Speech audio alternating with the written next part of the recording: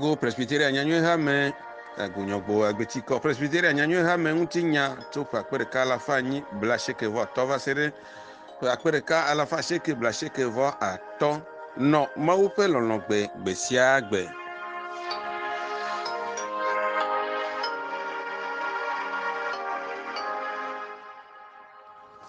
yi akawi atolia dɔwɔlawo le nyɔgbo tso ƒe akpeɖeka alafa nyi blaasieke vɔ tɔlia va se ɖe xexeme va gbãtɔ ƒe akpeɖeka alafa asieke wi ene va se ɖe ƒe akpeɖeka alafa asieke wi enyi ƒe nuwuwu première guerre mondiale 1914-1918 a osɔfo Heinrich Dill nye ame si wɔ dɔ tso gɔmedzedzea va se ɖe nuwuwu le aʋa ƒe nubiatsɔmewo si ta enɔe na eya ɖeka si ko susɔ womele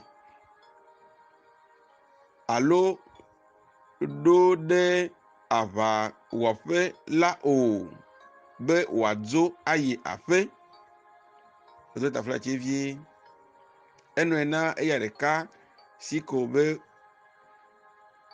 wòaɖo ta aƒe ayi aƒe ale eya kple eƒe aƒenɔ dzo le agu le dzome alo December wi atɔlia ƒe ƒe akpeɖeka alafa asieke wi adrelia gbe yi lome afi si woɖo meli le dzove alo Januar ewolia ƒe ƒe akpeɖeka alafa asieke wi enyilia gbe ɣe ɖo ta aƒe eƒe anyinɔnɔ didi la wɔe be eƒe ŋkɔ ɖi tsi nɔƒea ŋu be Dill to dzi alo Dilli to dzi.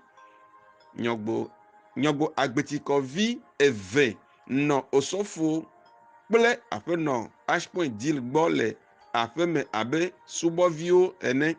Woawoe nye Henry ŋutsu die Agboyi, ame si va dzi Edwin Agboyi si va nye fia lelekle evelia kple Susanna Dɔklɔ kpeve si va nye katekiste Theophile kɔnusrɔ̃.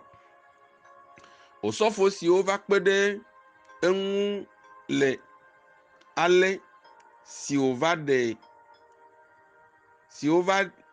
wo nɔewo yomenue nye osɔfo siwo va kpe ɖe eŋu ale siwo va ɖe wo nɔewo ŋu wo yomeŋu enye C. Fredbourg 1895 mi demande mon nenema A. Fils 1903 Rudolf Popinga Anton Klitsch 1906 E. Salkovich 1908 W. Fricke 1908 Theodor Piering 1911 Karl Hoffmann 1912 Hermann Bach 1912 Johannes Pitch kple Samuel Newell 1915 kple ameyibɔ tso akɔme le Togo alo akɔme le Togo ƒe akpa si va zu Ghana fifia la. Osɔfo J. Daoble va kpe ɖe Ashpoint Dill ŋu le ƒe akpeɖeka alafa asieke kple evelia ƒe dzove alo Februar me. Okaka mawunya yi kpele ele kolonu sodo heɖo ta atakpa me. Le ƒe akpeɖeka alafa asieke kple adelia ƒe afɔfie alo April blatɔlia gbe Basel Mission osɔfowo Moore kple Martin va dze Ashpoint Dill gbɔ hena anyieheyiyi. Le hemayi me Bremen Mission kple Basel Mission ma Togo aɖe wo nɔewo dome hena mission dɔ la wɔwɔ. Bremen Mission xɔ dziehe Togo eye Basel Mission xɔ anyiehe Togo. Osɔfo siwo kpɔ sukunyawo gbɔ tɔxɛ nye C. Freiburger, W. Fricke, Theodor Piering, Karl Hoffmann, Hermann Bach kple Johannes Spitz. B. Katekistewo John te nye ame gbãtɔ si va dze doa gɔme le ƒe akpe ɖeka alafa anyi blaasieke vɔ atɔ̃lia me. Enɔ anyi va se ɖe ƒe akpe ɖeka alafa asieke kple adelia me. Joseph ten Korang va xɔ ɖe eteƒe le ƒe akpe ɖeka alafa asieke kple adelia ma me. De nufialawo.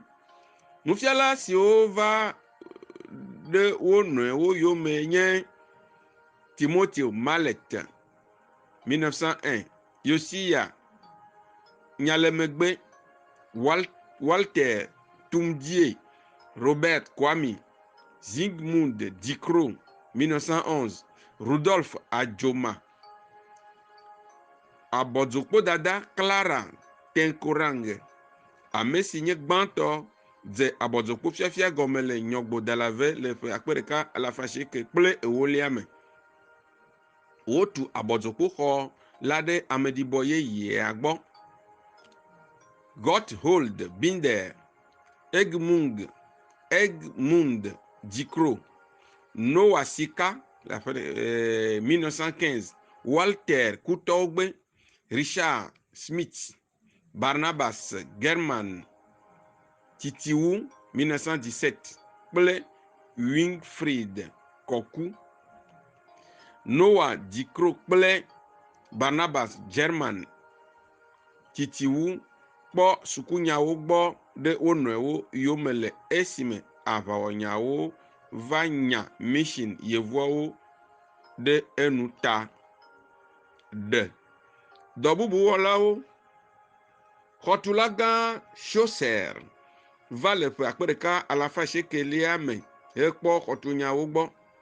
Nenema ke anyikpemela gã Kofi Yable va nɔ ŋkɔ na anyikpe siwo wotsɔ tu gbedoxɔ la me le ƒe akpe ɖeka alafa asieke kple adrelia me.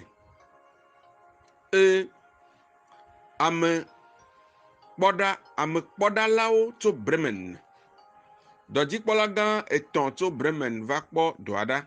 Woawoe nye A.W. Schreiber 1901, F.K. Victor 1904 kple Martin Slunk 1909.